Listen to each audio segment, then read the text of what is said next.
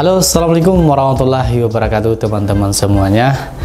Hari ini saya akan berbagi cerita tentang aktivitas saya hari ini. Saat ini saya bekerja di rumah sakit di Kota Bukit Tinggi, tepatnya di RSUD Dr. Ahmad Mukhtar Bukit Tinggi. Sebelumnya, mungkin teman-teman sudah pada tahu, saya adalah seorang jurnalis yang bekerja di TVRI Sumatera Barat.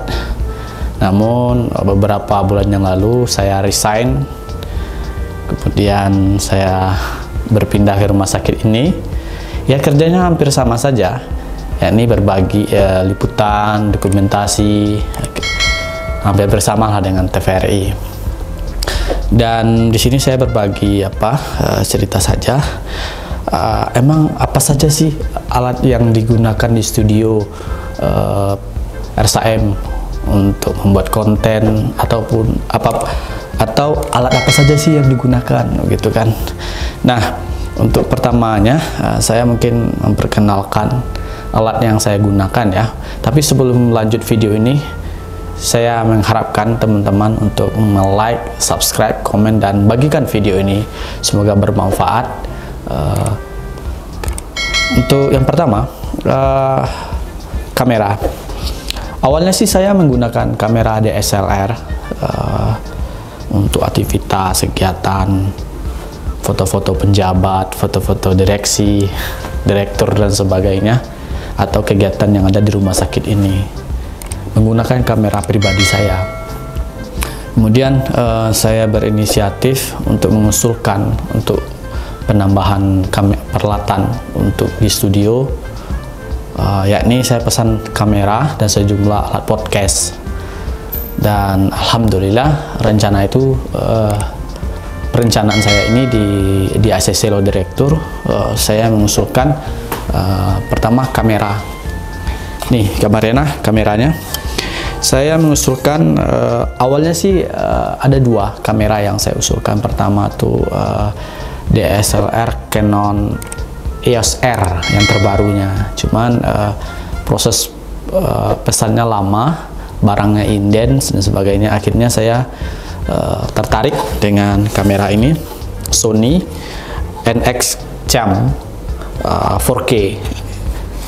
Teman-teman mungkin harganya bisa melihat harganya di Shopee atau di media sosial atau di Google, harganya seperti apa.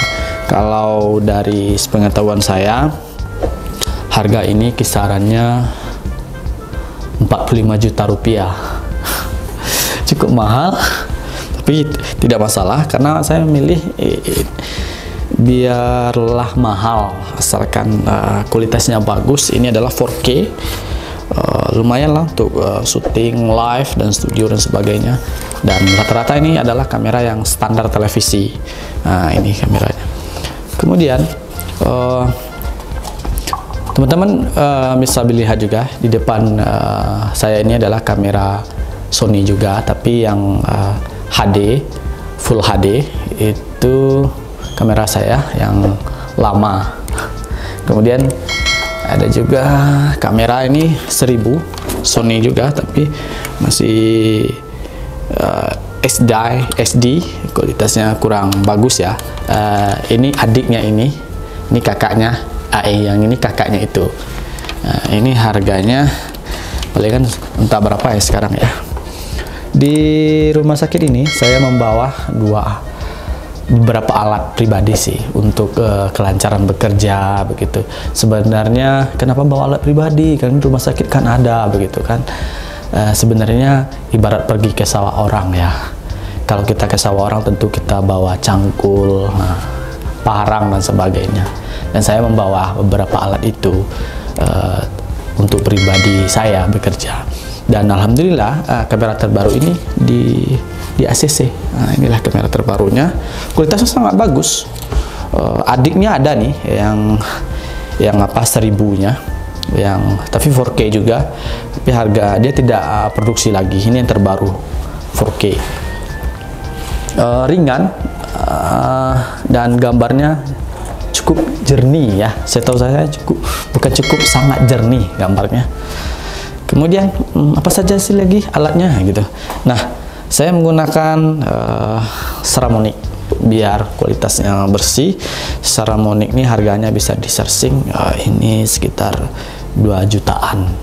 2 jutaan mungkin ini saya gunakan, dan satu di kamera saya. Kemudian ini alatnya sangat bermanfaat sekali, apalagi kalau kita syuting di luar ya. Kita tidak perlu pakai mic seperti ini gitu kan. Kita cukup pakai Saramonic ini, jaraknya sampai 15 meter tertangkap langsung ke kamera. Untuk YouTuber memang, apalagi yang suka mancing dan sebagainya, bikin konten yang lain apapun lah, memang Saramonic ini cukup rekomendasi bagi saya, recommended ya. Tapi harganya cukup menguras kantong ya. Itu alat-alat buat saya syuting ke lapangan. Terus apa saja alat-alat untuk podcast? Nah, sebelum kita langsung ke podcast, saya memang memiliki studio. Studio ini saya rancang dengan teman-teman pedap suara. Tahu kan di rumah sakit itu banyak suara, apalagi suara ambulan dan sebagainya. Dan saya sekarang bikin konsepnya seperti ini. Di ruangan ini cukup bagus, ada dan terdapat beberapa background untuk syuting podcast. Nah, ini salah satu boxnya, keren kan?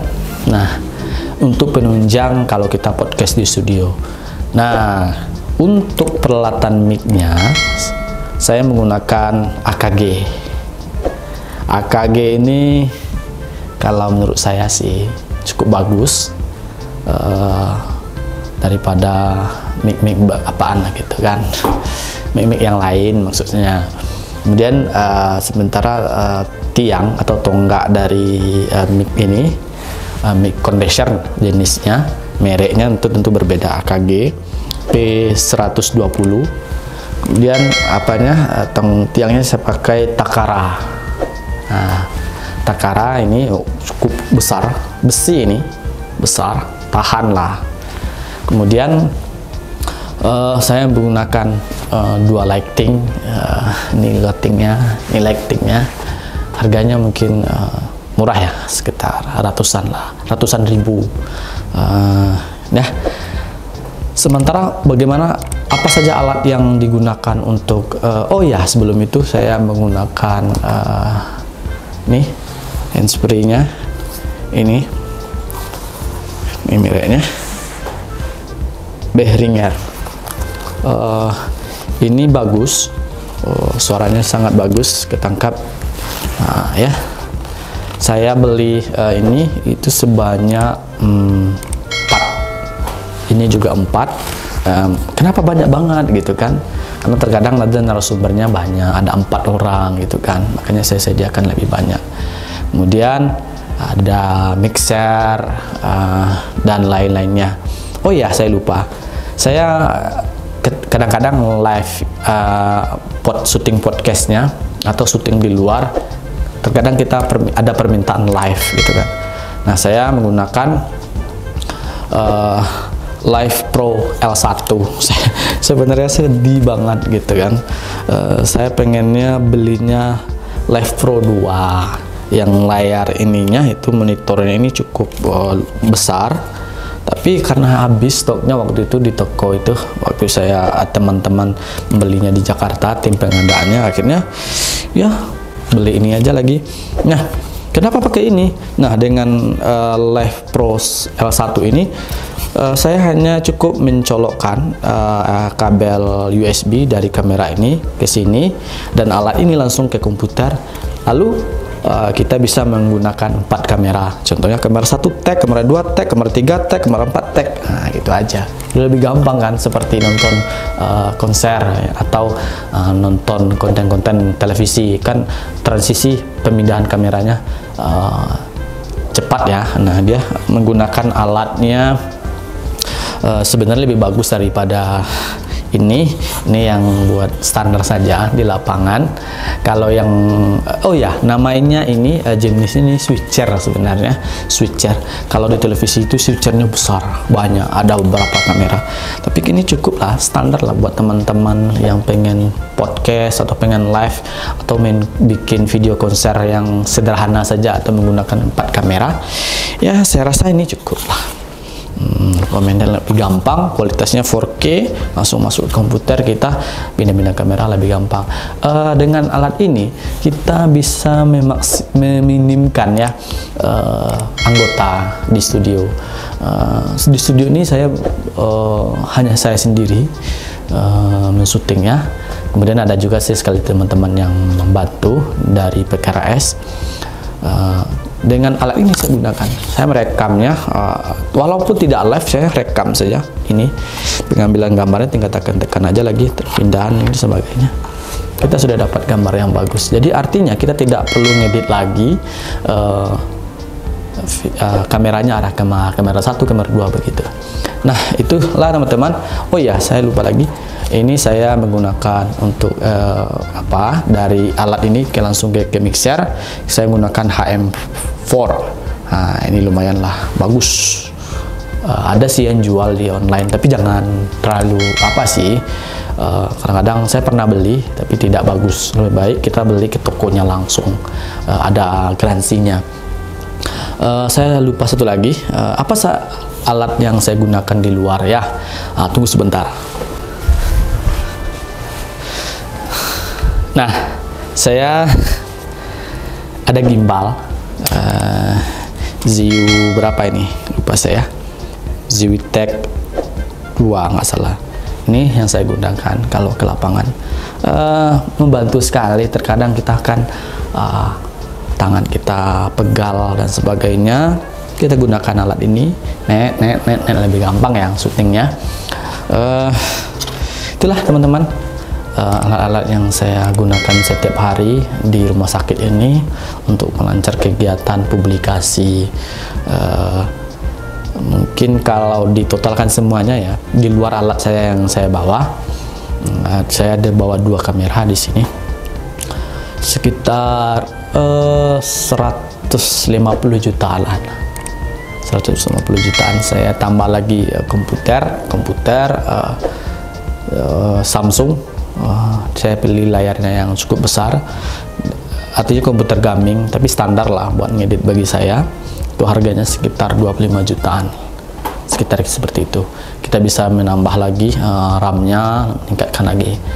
Nah, itulah teman-teman alat-alat yang saya gunakan untuk kelancaran bekerja. Mudah-mudahan dengan alat ini saya terus kreatif, memberikan informasi-informasi kepada masyarakat agar masyarakat kita ini teredukasi bagaimana cara menjaga kesehatan, begitu kan. Apalagi sekarang di tengah pandemi COVID-19 atau negara kita masih dilanda COVID-19. Dengan alat-alat seperti ini tentu akan memudahkan saya untuk mempublikasikan kegiatan. Baik teman-teman, mungkin itu saja. Semoga bermanfaat ya informasi ini. Saya tutup. Sampai jumpa. Assalamualaikum warahmatullahi wabarakatuh.